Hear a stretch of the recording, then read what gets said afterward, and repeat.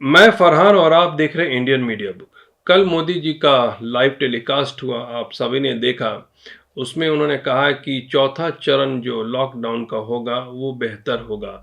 बेहतर इसलिए होगा कि जो भी सीएम है उनका इनपुट लेने के बाद ही इसमें कहाँ पे क्या छूट देनी है उसके हिसाब से। इससे ये लगता है कि बहुत सारी दुकानें खुलेंगी और बहुत जगह बहुत सारी छूट भी मिलने की संभावना है। बहुत सारे ज्ञान की बात मोदी जी ने कही जो कि आम जनता को समझ में नहीं आता है। उन्होंने ये भी कहा कि हिंदुस्तान का 5 पिलर है और पिलर जो हैं वो है इकोनॉमी है, इंफ्रास्ट्रक्चर, सिस्टम, वाइब्रेंट डेमोग्राफी और डिमांड।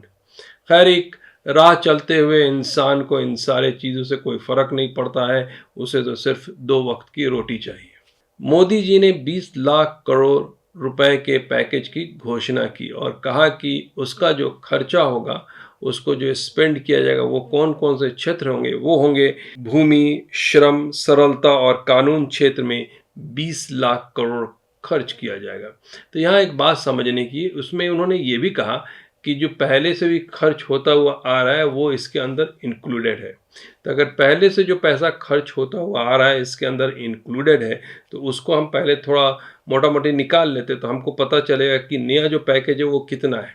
अगर हम देखते हैं कि आरबीआई ने पहले 8 लाख करोड़ का लोन सैंक्शन किया था कि जो लोग बिजनेस करना चाहते हैं वहाँ से ले सकते हैं, उसके नियम अलग थे। तो अगर उसको इस पैकेज से निकालते हैं तो 20 में से 8 लाख करोड़ तो वहीं निकल गया। और ये महामारी के टाइम में बहुत सारे पैकेजेस अनाउंस हुए हैं, कहीं 1 लाख करोड़ है, कहीं 2 लाख है। तो उन सारे चीज़ों को अगर आप जोड़ लेते हैं तो मोटा मोटी ऐसा लगता है करीब करीब 13 लाख करोड़ से 14 लाख करोड़ का खर्चा ऑलरेडी हो चुका है।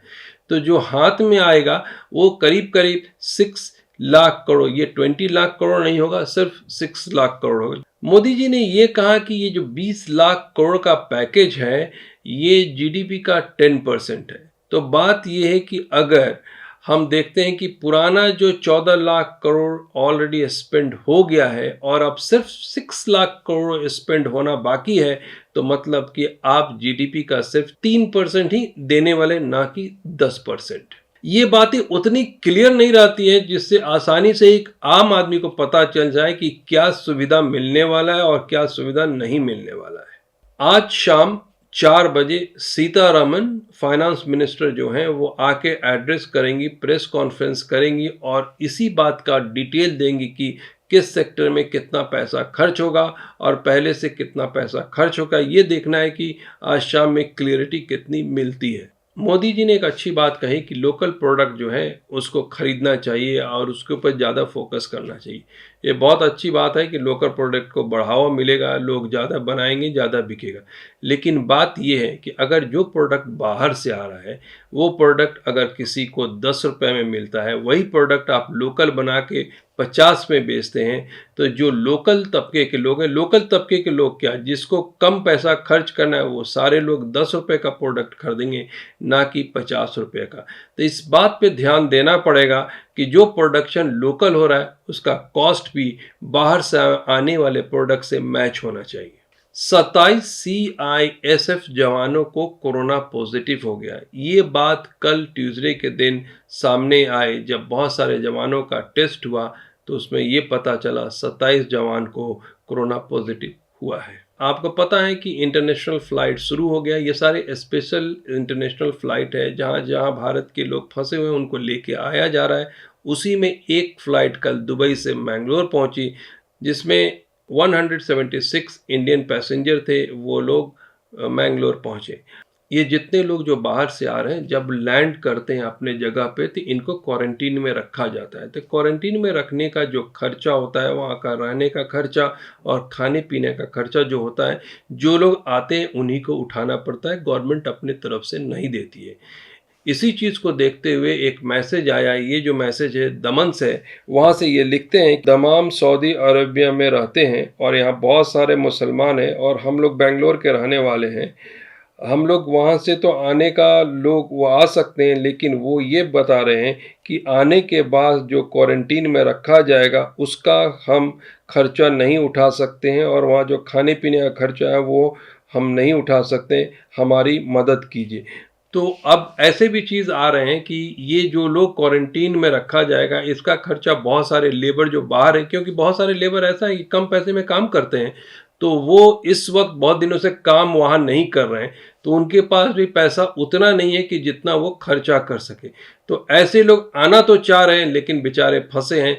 अब ऐसे लोगों के लिए गवर्नमेंट क्या फैसिलिटी करती है, वो देखना पड़ेगा। गांव में रहने वालों के ऊपर एक सर्वे हुआ है, उससे ये पता चला है कि गांव में जो लोग रहते हैं उसमें से 50% लोग ऐसे हैं जो अपने खाने को कम कर दिए। मतलब अगर दिन में 3 बार खाते थे तो वो अभी सिर्फ 2 बार खा रहे।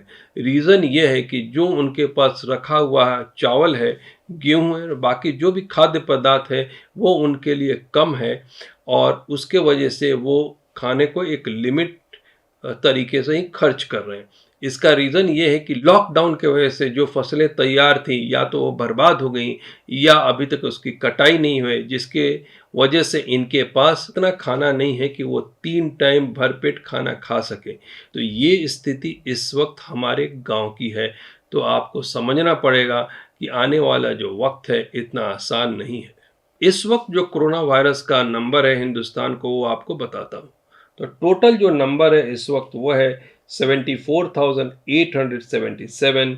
रिकवर जो हुए हैं वो है 24,801। डेथ 2,435। जो टेस्ट हुए हैं वो है 18,54,250। कोरोना वायरस का वर्ल्ड वाइड का जो नंबर इस तरह है 43,42,849। जो नंबर ऑफ डेथ है वो है 2,92,899। रिकवर जो है वो है 16,02,716। ये सुबह की कुछ अहम खबरें थी और कोरोना वायरस का अपडेट था। Thank you so much watching Indian media book. आपसे रिक्वेस्ट है, चैनल को सब्सक्राइब कीजिए और इंडियन मीडिया बुक को सपोर्ट कीजिए। Thank you.